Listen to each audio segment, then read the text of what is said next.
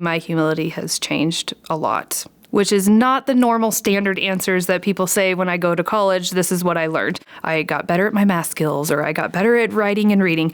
No, I became a better human. My story for UVU started back in 1999 after I graduated high school. I started here in the fall, and I started in the criminal justice division because my goal was to be a law enforcement officer.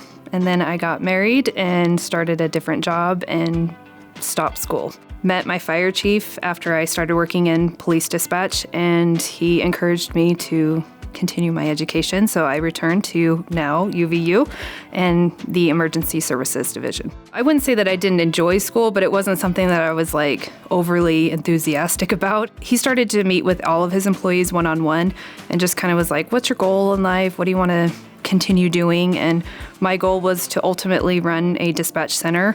If I can do that one day, that would be fantastic. And he was like, well, what does that look like? And he really helped me kind of dig deeper into what I really wanted to do. And he was like, if that's really what you want to do, you need to improve your skills. And the only way to really do that, or one way to facilitate that, is to go back to school. I always looked to my dad as my mentor in my entire life. He went to school, he was a lawyer, became a judge. And so for him, being my mentor at that time in my life was awesome. And he always encouraged school, but he never really pushed me to continue my journey in my career once I was already married and established my life. So then when the fire chief came into my life and he lit that flame, I guess, it was kind of interesting to have that be reintroduced into my life and realize that I do kind of need to push myself a little bit further in my life instead of just skating through. Having him kind of encourage me to go back and develop those skills and learn a lot of life value lessons.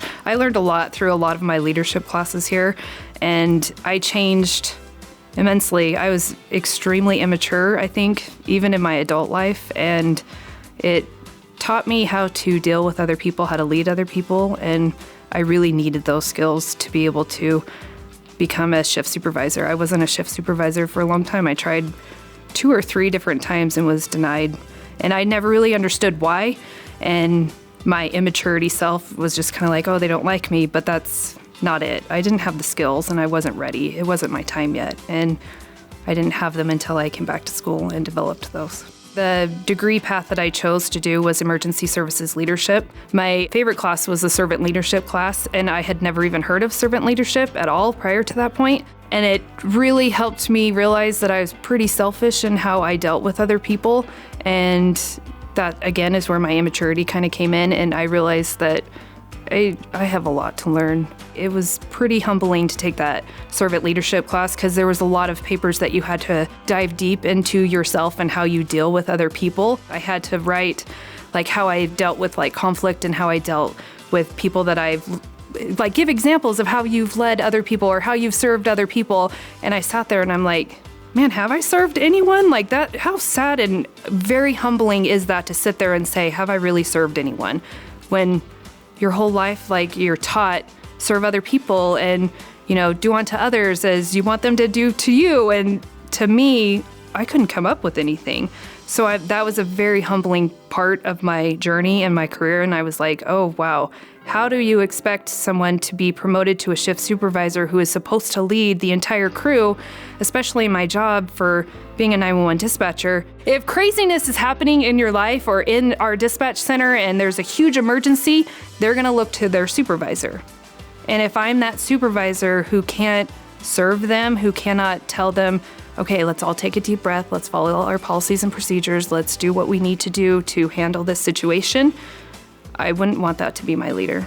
Like, I want to take that class every semester because even though you take it and you learn the things, you could retake it, and because you're further on down in your life and you have different experiences, you're going to see that class in a different light. And then after I started taking those classes, the opportunity came up for another shift supervisor, and I got promoted at that time. I can't guarantee that it was like, oh, because I took this servant leadership class, I was able to answer the questions correctly. No, I don't think that was really it. I think it helped me change the outlook on myself and how I interact with other people.